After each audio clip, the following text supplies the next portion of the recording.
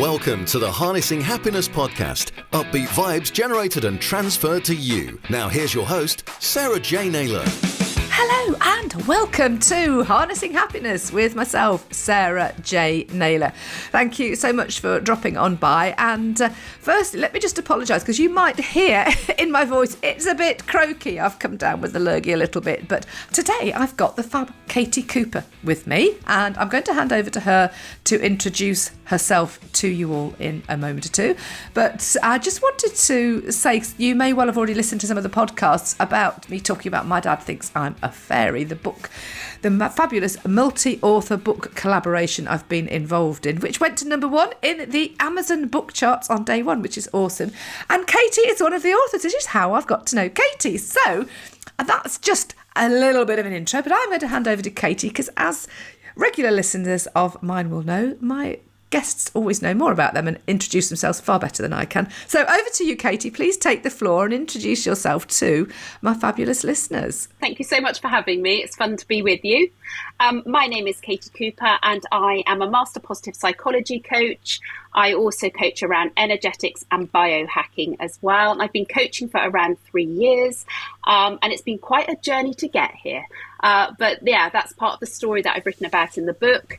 And very much I coach around the belief in the power of human energetics, how that affects your mental state and how positive psychology ties into all of that. And it's magical, isn't it? Because obviously all the stuff that you do, I mean, I do as well. And it's so powerful, the power of the mind over everything else, and that power of positivity and positive mental attitude and sort of the energetics and what happens. There's more in the unseen than there is in the seen. There's so much. It's a massive topic in itself, but I've read your story in the book. You've had quite a journey, really, haven't you?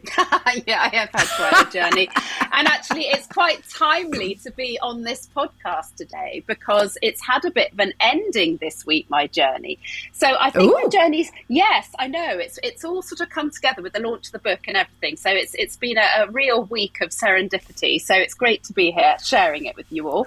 So my journey started early on in my life, really, with debilitating ill health, going through a series of viruses and diagnoses and all sorts of things, culminating really in my teens with being diagnosed with an autoimmune disorder, which basically has defined the last 33 years of my life, really, you know, in and out of hospital and drugs and interventions and all sorts of things. And a lot of my life decisions have been based around that, and naturally I got married, I had 3 children, but I didn't really do what I wanted to do. My health had dictated all of those choices for me, and everything was kind of going along okay. I mean, I was quite happy, I loved my babies. It was always difficult to do the things I wanted to do. Having children when you have problems like that's not easy, so there's all the extra stuff that goes around it. My husband ran his own business and I was always involved with that, and in the early days of the children I ran an online business as well of my own, so always had an interest in business and you know, that sort of way of life. And it was all kind of okay until my mother died actually 7 years ago. And she had been divorced from my father for some years, and when she remarried, we didn't realise that he actually had taken most of her money. So we didn't, I mean, it's quite a cautionary tale. So, I mean, she died a really traumatic death. It was very hard for us all to process. She was fit and healthy, and within 8 weeks she was dead, basically, of lung cancer. Gosh. Yeah, so it was a lot to deal with, and we nursed her, my sister and I, right till the end. But she really didn't want to die, and it was you know, we both had post-traumatic stress afterwards. So that was a big thing. And then when her will was found, we discovered that she had absolutely no money left to her name. She was completely impoverished, even though my father had left her quite well off after their divorce. So that led me on a sort of journey, having not worked for some years raising the children, of a kind of soul searching, I suppose, around the fact, what was I going to do if I was widowed, and what did I have to offer the world? And, you know, real kind of before and after moment for me, in all honesty. Oh gosh, yes, very much so, sort of dramatic, and I really lost myself. You know, I had 2 years of living, I was unwell mentally and physically, and, you know, the whole thing didn't gel for me at all. So eventually my husband said to me, come on, you know, that's enough. Come back to work with me. He runs a cybersecurity business. And I was like, no, I can't do that. All I can do is change nappies and make milk and all that sort of stuff. very much got into that state of, you know, the mum mode and the wife Yes. mode, and who was I? What could I do? Anyway, I went to, get involved with working with him again, and absolutely loved it. It just lit me up, being back in the workplace, the conversations, the energy. And so decided to train in social media, which was something I had done in the past, marketing, and obviously a long time ago. So I joined an organisation called Digital Mums, and I upskilled with them over 6 months and absolutely loved it. Loved the kind of immersion of learning again, of finding myself. And very quickly afterwards started my business by accident. I was telling a friend about my training in a coffee shop, and a lady was sitting on the table next door, and she said, I need somebody like you. Can I take your details? So she was my first client. And synchronicity at work. Yeah, but I didn't know anything about synchronicity in those days. That's been part of my amazing journey. So anyway, I just thought that's a nice coincidence, I would have called it then. and she ran an amazing business called Bush Bells, which basically employs tailors in Watamu in Kenya, and they make clothes out of traditional African fabric, and then they get brought back over here and sold, and all the proceeds go back to building schools in that community. Oh, wow. And I just loved it, the power of social media to help that grow, and that you could give back in such a way when I was just sitting here in my house, so to speak. So I decided to focus around kind of heart-centered ethical business, but very quickly realised, sadly, that those organisations just don't have the money to fund that sort of an investment. So anyway, I ran my social media agency, The Social Giraffe, for 2 or 3 years, and then COVID hit. And again, good old COVID. Yes, I know. I think people have, before COVID and after COVID stories, don't yes, they, coming also, out there is. Do you not think there's also that missing year when you think, like, oh yeah, that was COVID, because there was like this void. Yeah. I know, it's extraordinary, isn't it? But what happened for me was I lost a lot of clients overnight. And at the time, I thought, oh my gosh, I don't think my business is going to survive. And I employed a couple of people at that point. I had to let them go. I thought, goodness me, perhaps this is a good thing. I've got time to educate the children at home, all of those things, and focus on my husband's business, because that was paying the bills.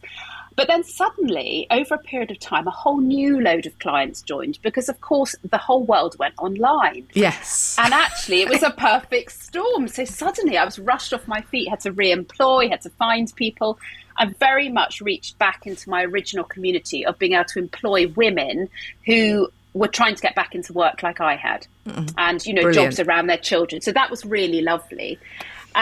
Set head forth onto things, and didn't really niche. There were lots of variety, service-based, product-based.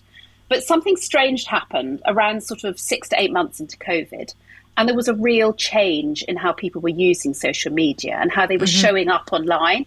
And it became a forum for people, I think, to vent all their anger and distress and frustration, but want of putting it a better way. And it became really toxic. Yes, yeah.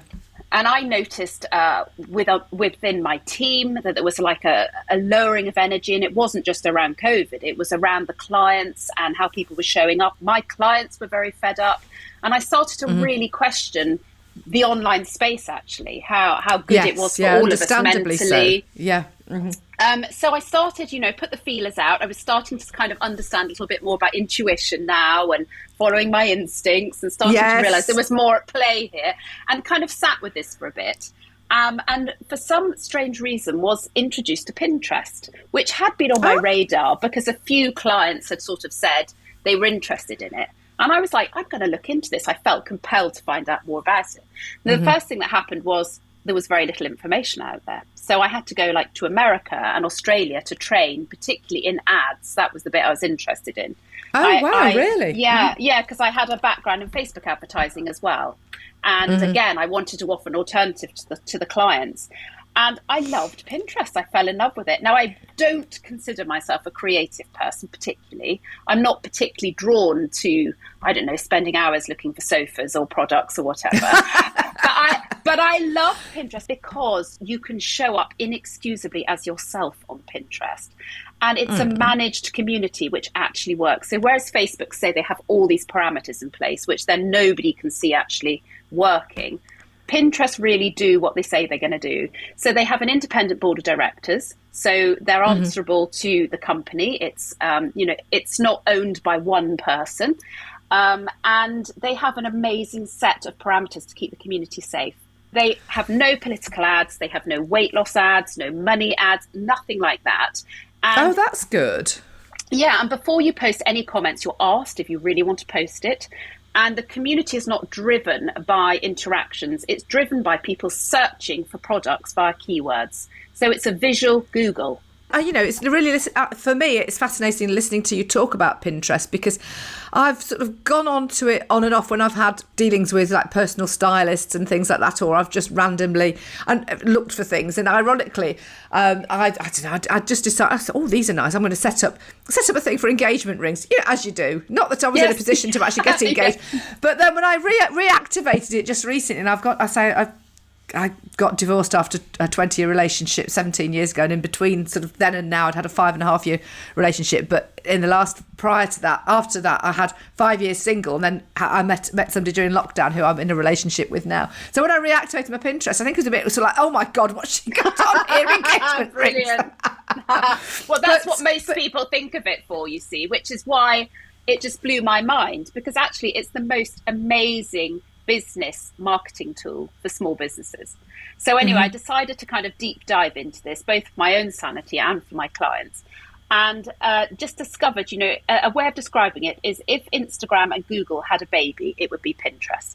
So it's driven by keywords, and you get to literally show up for your business without feeling you have to interact with other people, without feeling you have to share things with other people.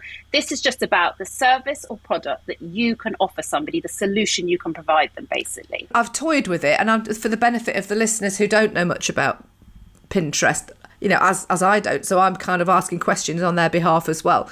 So, for example, when I go on to Instagram, which I can't get my head around Instagram. I play around with it, but I find it cumbersome. You've got to write all this text, but then you can't get it, and you're working on a small amount of space on your phone, and it's just... So I like LinkedIn because I can see what I'm doing. I like Facebook, can see what I'm doing. But if I was to, for me, if I was to investigate Pinterest, and if anybody else listening was to investigate Pinterest, what would you suggest to them? I mean, I'm just curious if you can expand. Obviously, not give a whole training session in it. No, the first thing I would suggest to anybody is to decide what you want the end goal to be when you're on there. So whether that's to generate leads or to sell a product or to educate people. And then I would go onto Pinterest and I would put in the top search bar whatever your area of expertise is and see what comes up. And if that inspires you, then it's worth you being there. But there are literally money coaches nailing it on there, life coaches, well-being coaches, as well as obviously the traditional product-based companies, but also accountants, solicitors. If you've got value, if you've got value to add, then you can be on there. So if you've got blogs, if you've got information, at certain times of the year, filling in your tax return is the most searched for keyword. Now, that's really interesting that you should say that, because I've had a coaching client this morning who is a qualified accountant. He's an FD and he's taking redundancy and he's taking 6 months off, but he actually wants to have his own business and he was talking about how to find clients. Now, I know to tell him to go to Pinterest and have a look at that. So I just thought it was photos. I just thought it was images. And obviously when you go onto Instagram, it's all people with sort of reels and images and writing all over those images. So how does it work with Pinterest? Well, it's not dissimilar. So you can post carousels, you can post single images, you can use video, you can use, they have a thing called idea pins, which is similar to reels, but you can do as little or as lot as you like. And that's what's so lovely about it. But the real genius stroke on Pinterest is the advertising. And this is where it really comes into itself, because it's still relatively affordable. And whereas on Facebook, when you put money behind an ad, it will spend as long as you've got the money. So it'll start on a day and end on a day. On Pinterest, when you put money behind an ad, even when you stop spending, it will continue to grow. So it's like the platform that keeps giving. And that pin can still go viral 6 months later because of how you elevated it with the spend behind it. So we have clients who make thousands and thousands of pounds every month through their Pinterest advertising, either through running courses, through webinars, or through products. And it's really a very lovely space to spend time in. So the offshoot for us was we saw it working for our clients. It lit all of us up, and we saw how much kind of mentally healthier we were actually without dealing with the constant kind of back chat on the other channels. Our clients started to have really good results on there. And so people started asking us about it, and we were like, okay, so what's next? So we decided to create our own course. That was the next stage. In order to be able to share our knowledge with businesses that couldn't afford our management fees. That's how it came about. And it felt very aligned with COVID. It felt like a way to give people a hand up when they needed it. So we developed initially a Pinterest advertising course. And much to our surprise, it sold out straight away. Oh, wow. Just That's through word brilliant. of mouth, which was totally, we just thought we'd dabble in it, have fun. My sister had joined me in the business by now, and she had done an interior design degree. So she's very much a creator. And the combination, she'd also been a teacher. So she wrote the curriculum. I had the strategy and delivered and moved the thing forward. We very quickly then grew into an all-encompassing course, Supercharge Your Pinterest, which is basically zero to hero. So no Pinterest to Pinterest advertising. And we started running that out through challenges regularly, and then people would sign up. And we've been basically sold out for the last 2 years doing that. That's incredible, Katie. And from what you're saying, do you know what I find fascinating? And it's, is that when you do something that you're interested in, you're passionate about, and it kind of starts to grow organically, and you're following that flow, and you're picking up on that, and you're running with it. That's when things sort of happen. I think sometimes when you're sort of forcing stuff, it doesn't work. There's an energetics, as you will know, to it. Yeah, well, that's how the rest of the story evolved, interestingly enough, is, we were always interested in the experience for our students, and we're very data driven. So as students graduated, they went into our Facebook group, and we maintained follow-up with them there. We wanted to see what results they were getting. There's no point in producing a course unless you actually know what the end result is, or else it's just doing it for doing's sake. And we could see them moving their businesses along, changing lives, doing whatever they wanted to do. So we knew the course worked. But after we'd run a few, probably 3 or 4, we realised around the 4-week mark, it was an 8-week course, that a lot of the ladies started presenting with some really quite intense limiting beliefs around their learning. And it's fascinating seeing the vibe in the Facebook group just plummet, as they came up with lots of things like, oh, I'm so bad at maths at school. That's why I can't work out how to read my stats. And I've never been creative. I'm not a creator, so I can't work out. The story they're telling themselves become a self-fulfilling prophecy. Yes, absolutely. And these things, and my husband said that this business would never work. I'm not sure it is going to work. And what they've done is they've hit that point where the honeymoon period had finished, and they needed to dig in and find some grit and resilience. But meanwhile, I was sitting here puzzled by the whole thing, like, why week 4? What is going on here? We know they get the results at the end. How do we get these women through? So I started putting feelers out, and by then had started coaching with the lovely Nick Pigeon. Oh yes, of course.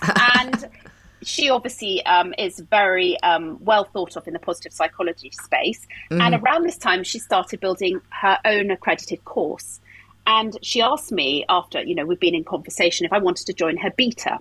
So I said, yeah, absolutely, I'm up for that. So I joined her positive psychology beta course. I liked the language that she used, and she explained to me that's where a lot of it came from. And I thought, if I could use some of this language with the ladies, I felt I could move them on. I was starting to struggle with exactly what to say to them, how to get those shifts going. And I absolutely fell in love with positive psychology. It's amazing, isn't it? Yeah, I just knew it was what the ladies needed, those simple, actionable tools that they could integrate into their daily life. But the thing that really blew me away was it changed my life. Ah, yes. You see, that's really interesting. You should nail that, because I qualified as a coach like 10 years ago, and I did a level 5 qualification, which is equivalent to like 2 years of degree whilst I was working. But the journey that took me on, because there were elements of NLP within that, and I've obviously done a lot of other sort of studies since then as well, that changed my life, because it teaches you those skills, those tools, those techniques, teach you and educate you to how you change your behaviour to get different results, and how that mindset, and how to I mean, I've cancelled out, negative thoughts I've cancelled them out years ago, so you recognise when negative words pop up or thought processes or actions or behaviours, and you shift them, you change them, you look at things from a different perspective, which is why I then coined my 8 mindset methodology last year. I actually trademarked it because it's acceptance, perspective and energy. So it's accepting what you can and you can't change, shifting your perspective and focusing your energy accordingly, which is all amazing. Encompassing. Amazing. Yeah, brilliant. But it's powerful stuff, isn't it? When we integrated it into the coaching, we had then integrated Pinterest and positive psychology together, and we ran out the course with these two components. No one had ever done this before. We've always had a great relationship with Pinterest, and they said, you're a unicorn. We've never had this before from somebody, and we've always had an amazing relationship with them that's kind of motivated us on, and they're always there to support our clients and our students, which is amazing. But the whole community changed. It was just incredible, and the women started lifting each other up. It wasn't all about us anymore. They almost had the tools to support each other, and it was self-perpetuating and beautiful. But meanwhile, from going through the accreditation, you have to go through it yourself, actually be coached by someone else. Yes. Meanwhile, my life had started to sort of unfold in ways that I had never expected, because there was a real improvement in my health. You see. Yeah, absolutely. The metaphysical coming in. Yes, which I couldn't quite fathom at the time, except, every time I visited the consultant, he was like, oh, this is good, in surprise after all these years of debilitating ill health. And I started to feel like I might want to go back to the gym and, do things which I'd limited myself around massively before. So there was that personal journey that I was on, but also the journey of growth with my students, which are always your biggest educators anyway. And it just absolutely lit me up. So I then stepped up to train to be a master coach as soon as I could. And I'm still a master coach now in Nick's community. So continue to be able to fine tune those skills on a daily basis, supporting the students coming through now. We still coach the Pinterest alongside the positive psychology. But once people had completed the Pinterest courses, they started to ask, what's next? And I love my business being led by a need, rather than trying to second guess people, if you listen, you know what you need to do. And one of the things that the positive psychology taught me was to listen, to just sit in peace sometimes, to listen to what I needed, what the students needed, to reflect. And I don't think I had ever done that before in my entire life. I'd just been busy all the time. Yeah, it's so easy, isn't it, to get caught up into the busyness of being busy. And actually, when you give yourself that space and time to think, the answers are all there, they're all within. And if you're tuned in, you will hear them, you will pick them up, and you can inherently, you understand that instinct, that intuition. And if you tune out that voice that's going, or other people that go at you, and you surround yourself with people that are like-minded, similar values, or because what you put out is what you get back. Everything that you put out there is what you get back. And so it's really important to be mindful of all of that and to think positive. And I love the story that you've just shared about your health, because it is so important. And that's why I think, although I've sort of started today and introduced the show that I've got a bit of a sort of croak, I could have taken the option this morning to go, do you know what? I feel rubbish, or words to that effect. I'm going to lay in bed. But I didn't, I got up. I thought, right, no, I have this, I say to myself, I am healthy, I'm healthy in my head. I run that program. I think I get up, I'll have my hot water and my lemon juice and my apple cider vinegar and ginger, drink that. I've had, obviously, several coffees on top of that. But, had a shower, got my face on, got my makeup on. I'm not going anywhere. I'm doing online stuff, but it's not being recorded. But, it's that whole mental psychology, that process, this thing that you're going through to put yourself into that position, to think positive and go, do you know what? Yeah, I can do this, and I'll just pace myself, and it's just reframing it a bit. It's a very clever process, because it starts with the pure learning, and you literally read about daily gratitude, or you might read about, how to improve your mood, or you might read about silver linings exercise. And at the time, it's very functional. It's just an education. But when you actually start to integrate it into your real life and feel the changes, it then becomes a part of who you are. And I find it quite hard now when people say to me, what do you use about positive psychology or energetics within your daily life and biohacking? And I actually can't break any of it down. So I'm going to move on to explaining that, because the story goes on. You'll have to give me a 5-minute time up or something, because it goes on. Oh, no, it's fascinating, Katie, because actually, again, I love what you've just said, and that is something on a personal level, I have to say, is really difficult for me, because I have integrated. I mean, I've always been very sort of spiritually aware and attuned and things like that. I was brought up with my auntie. Sort of, I used to gravitate to her bookcase with all the stuff that was interesting. And when she passed away a few years ago, in her 80s, she was reading quantum physics and stuff like that. And I've opened books and I've gone, oh my God, I can't understand a word. But I've always had that interest. I've always been aligned with people, astrology, spirituality, anything like that, because I sense it, I feel it, I know it. But equally so, the stuff that I've gone on and learnt and understood, and the shift changes, because it all comes from within. And when people have actually said stuff, it's like, oh yeah, that's why I feel like that. Oh, that makes sense. Oh, right. And I pick up bits that I know are right from me. It's not about going and filling your boots with what one person says and actually replicating everything that person says. You pull out the bits that resonate, the bits that feel right for you, because the beauty of this world is that we're all individuals, we're all unique, and we need to shine in our brilliance. But equally, so I've integrated so much of it, like you've just said. I'm going, where do I start? Separating it all out to teach somebody all of this stuff that I've integrated over so long. So I just like to share my energy with people, really, and hope that they pick up on that. And do you know what? That's why writing the chapter for the book was such a good exercise, because it meant I had to reflect. And I'd never done anything like that before. And really, I feel like my life didn't begin until I was 40. I'm 48 now. And I just feel as if I had done no inner work at all before that. It's all evolved just when it was meant to, in perfect timing, as we know that it does. Yes. But it very quickly became apparent when people were asking, when they sort of completed the Pinterest, what's next, that I needed to step up and offer something else, that this actually was my purpose. The Pinterest is wonderful and magnificent, but this was, my real calling was to coach around positive psychology, energetics and biohacking.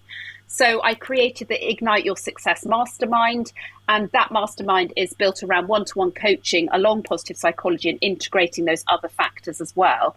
And I love it because it's a real mixture of science, of spirituality and of energy, all combined together. And I was under this huge misconception that spirituality meant God. Now, this was a big thing for me. And it was my... No. And I have never thought around it. My grandfather was a bishop. So I had grown up steeped in religious education all my life. And I wouldn't say I was anti, but I hadn't continued it into my adulthood. And for my children, I wanted them to make their own choices around what that looked like. I didn't want them to be in church all the time like I was as a child. And it wasn't until a very good friend of mine said, oh, no, you've quite misunderstood this. Spirituality is what you're doing already. It's the things you already do. But you've shut your mind to exploring it because you think of it as religion. So that was a real profound moment for me to kind of be open to that. And since then, my spiritual journey has not stopped. It's been absolutely phenomenal. And I read around, quantum physics and energetics and vibrational frequencies, and it's just become absolutely who I am. So moving that on, I now have Katie Cooper Coaching as a separate container to the Social Giraffe, but the two still interlink. And then on top of that, I am, just to give this a full completion for everybody, I went on Tuesday to have my routine tests, my autoimmune disease, which are invasive in most orifices, and I won't go into any more detail. And I have these done every 3 years because I'm a very high cancer risk, having had this for so many years. And I have existed on medication and steroids for as long as I can remember. So I went along to my appointment, did the usual old thing, thought, here we go again, what a pain. Book had launched on Monday. I was at an event all weekend on Australian time, nothing ever happens at a good time. And it was my consultant's, I was my consultant's last patient before he retired. Okay, and now I've been with him 25 years. He's seen me through all my babies being born, all of these things. So, he's like an old friend.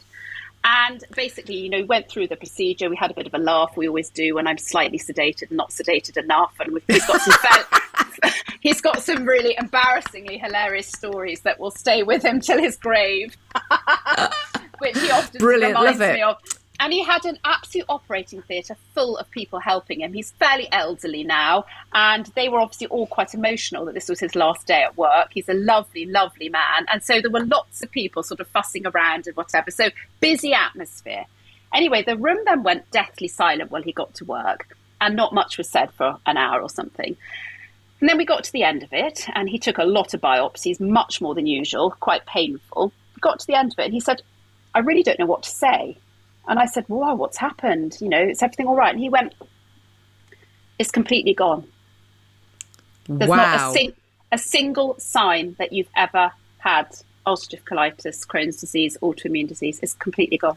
Katie, that is just so, oh, you made me go all tingly, but it is so, oh my God, it's so powerful, because that message that you're sending through now, that is the power of the mind over the body. And not even any scar tissue. So he said, wait for the biopsies to come back. And he said, I've taken far too many because I just can't quite believe what I'm seeing. And he said, if they come back clear, then this is not part of your life anymore. That is incredible. You see, I saw Anita Morjahani. I don't know whether you've come across Anita Morjahani. She was, her story is amazing. I saw her deliver a talk, and she was seriously ill with she was completely ridden with cancer. She cleared it with positive mindset. It's so difficult, isn't it? Because it's scary. I don't think I would ever want somebody to follow what I've done, because I wouldn't want that responsibility, because I think each person is so unique and you just don't know. But I've reflected a lot this week on lots of different aspects. First of all the decisions I made in my life based around my health and how that limited me. But I did the best I could at the time. Secondly, despite that, it all turned out all right. Yes. And then also how this thing has defined me for 33 years and all the things that have hinged around it. So having it out of my brain this week has been quite confusing. And I didn't realise how often I took it into account. For example, should I eat that? Do I need to rest? You know, I told my children, and my youngest said to me, does that mean you can play badminton with me now whenever you want? And I thought, oh my goodness me, have I spent years saying, Mummy's just going to sit down, Mummy's just going to have a rest? Wow. And I said to him, yes, I can. Yes, I can. I can play badminton. Well, hopefully not every day. Wow, you know. Wow, Katie. Just imagine how you're going to fly now, because I think, you know, the back of that story of yourself as a case study is just so incredible. And I think it's got to offer hope to the listeners that it is about your, you know, come on, you know, I'm not going to say that there aren't illnesses and ailments and things like that, but like, because you say you don't want that responsibility, but the power of the mind cannot be underestimated. Well, the two things that I attribute it to, for me, and this is very much my personal journey with all my baggage that I've carried with me through various things. So, you know, we all have different energetic drains, don't we? Yes, and I think absolutely. For me, I was very energetically drained through various things that had happened in my life. I went away to boarding school at 7. I was very unhappy. Yes. And I think this all took its toll on my body. And I think that's why I ended up with an autoimmune disease. I have absolutely no doubt about it. And this was my journey, and I would do it all again because it's brought me to where I am today. But the things that changed it for me were learning about positive psychology and the power that you can have over your mind to improve your situation, and not in a toxic positive way, but in a acknowledging your emotions way. This is how I feel. So listening to yourself and then thinking, what steps can I take to help this get better? You know, going on that journey through that, and I didn't acknowledge the effect that my mental well-being had on my physical health. You just crack on, you take the tablets, and it wasn't until I started learning about human energetics and started really listening to my body when it was in a high vibration. My coach, who I'm still with now, taught me how to read that energy in me, that I realized how much better I felt when I was in a high vibration, and that everything in the world vibrates at a frequency, and we are just absolutely. There's nothing weird about it. It's science. Well, we're atoms. We're all made. Yes. We're all made up of atoms, and that vibrating at different frequencies. It's not woo-woo and weird. It's the science behind it.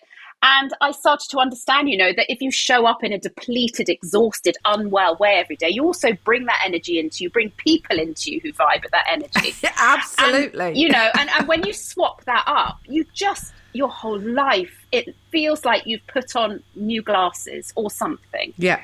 And so I started tapping into this probably 8 months ago, 10 months ago.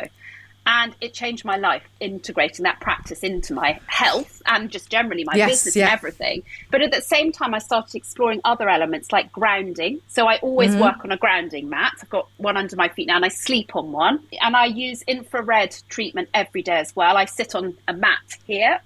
And I also have one that I lie on in front of the television. I use regular infrared sauna treatment and lots of things like that reduce inflammation. So I attribute those things as well to it. And I think for me, it was a combination of those things, which is why I'm happy to share my story with anybody who it would help and inspire. But you will not find me writing a blueprint for how I did it, because that was my journey.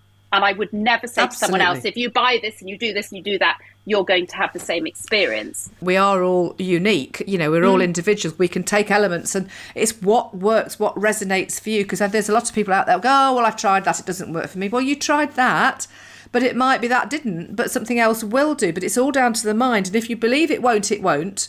If you believe it will, it will. Yeah, and it doesn't matter. It's whatever sort of sits in with you, because we've all got different learning styles for a start. And I'm very much an activist by learning style. I like to do things to learn. I'm also quite pragmatic. I am not a theorist. Do not give me a book. I cannot learn. I mean, I love to read, don't get me wrong, but actually to learn anything through reading, it's like textbook style. That's not my best way, but I like to theorise as well.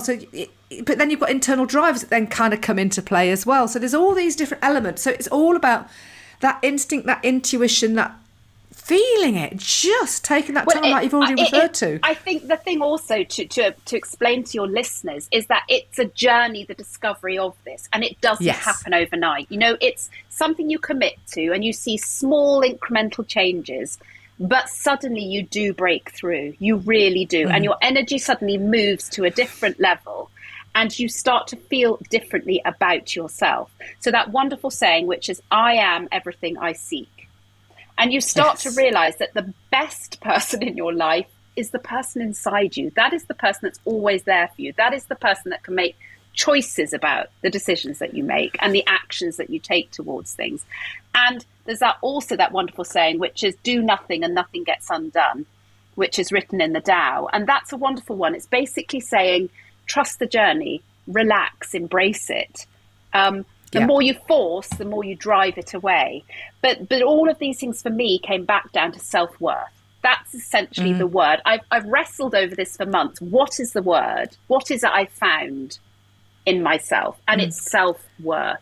So that's what I now impart to the ladies who coach with me, is finding their self-worth. Now, whether that's through going back to work after having children or stepping out of a corporate career, it's all about being fulfilled by who you are and what you can bring to the world, and learning what those skills are. It might be something entirely different you've never thought of. Yeah, I love helping people on that journey, because I've got a background. I've been worked in the recruitment sector since 1987, and I love sort of helping people explore and find that out, because it's valuing yourself, believing in yourself. It's finding what fires you up, what makes your heart sing, what makes you leap out of bed in the morning. Yeah, it's about. Yeah, that just really getting excited. And as you've just alluded to, that sort of vibrational frequency, as your levels rise, you will find that there are people that will try and shout you down, pull you down, because they can see you rising. And you can't, once you start to rise up, you can't go back down. You can give them a hand up, but you have to let them go. And it might be hard, or I don't want to let that person go. But people come into your lifetimes at different times, and it may well be that they come back and they have to do the work themselves to come back into your life, into your energy. I'm a great believer in nobody ever crosses your path without something to teach you. And if you're aligned, then you'll stay in each other's lives and do that work together. Maybe it will endure, maybe it won't. But that again is not forcing things. It's an acceptance in peace and harmony. Absolutely. And the way that, people say to me, how can I learn about this then? What do I do? What I've done is I've created a thing called the 30-minute method. And again, it always takes me quite a while to produce stuff, because it has to come from the heart and it has to hit the right notes. And basically it's 6 5-minute audios which introduce people to all of my little systems. So there's one on raising your vibration, there's one on meditating, there's one on walking in nature, there's one on daily gratitude. And that is my way of introducing people to part of the methodology that I teach. And it seems to be awesome. A really nice, and they can cherry pick. They can say, I really like that 5 minutes, not that one. But the point is that over a 24-hour period, they will access each of those 5-minute recordings. Because one of the things I really came up against when I started my business was this pressure around rituals and routines. And somebody gave me the Miracle Morning or whatever it was. And I read it cover to cover and thought, how absolutely amazing. But I now feel so inadequate. Because how do you get up at 5 o'clock in the morning with 3 children and 3 school runs to do and a husband that works away? And that's what I'm saying. What works for one doesn't work for somebody else. You've got to do what's in alignment with you. Yes, but when you're starting out in business, you don't have that confidence to trust your instinct. And all you do is you read the top 10 most famous entrepreneurs in the world all do this thing at 4:30 in the morning. And you're prepared not to try anything, but you haven't yet learned to trust your intuition because your success hasn't bought you that privilege. So anyway, I read this book and thought, I cannot cope with that. And how am I going to be successful if I can't do these rituals? So that's played on my mind greatly over the years. And I've had the privilege of working with some amazing people who have helped me to understand that it's always in you and you can tap into it when you want. So part of the education I put my ladies through is you can do your affirmations when you're washing up. You can do your manifestations when you're cleaning your teeth. You can do a quick meditation before the kids get in the car on the school run. And actually, this is about embodying this in your whole life. It's not about saying, right, between 6 and 7, I am going to do this thing, like learning my times tables, whack it out. It's actually saying, I've got to pause here. I'm going to put on my favourite song and raise my vibration. And that is the point of the 30-minute method, is anybody that's listening, you can do it too. It's just listening and going with your natural flow and going with what you, trusting yourself and listening to what you know and what you inherently know internally, not what other people think you, in inverted commas, should be doing. Firstly, thank you very much for coming on and sharing so much with me and my listeners. You're welcome. How do people get in touch with you? Well, I'm on Instagram as Katie Cooper Coaching, and my email is hello@KatieCooperCoaching. My website is katiecoopercoaching.com. So access me through any of those ways. If you want to jump into any courses, just reach out to me and we can connect and chat. Fantastic. I think I might be heading over there myself with a bit of Pinterest insight. Very welcome, Sarah. Beyond engagement rings. Yes, time to move on now. Indeed. Thank you so much again, Katie. And thank you all for listening. This has been me, Sarah J Naylor, Harnessing Happiness. And until next time, have a great rest of the day, week, month, year, whatever it is. Take care. Lots of love from me. Bye. Thanks for listening to the Harnessing Happiness podcast with Sarah J Naylor. If you took value from the content, please follow the show on your podcast app. And to find out more about Sarah's ape mindset, visit sarahjnaylor.com. That's Sarah.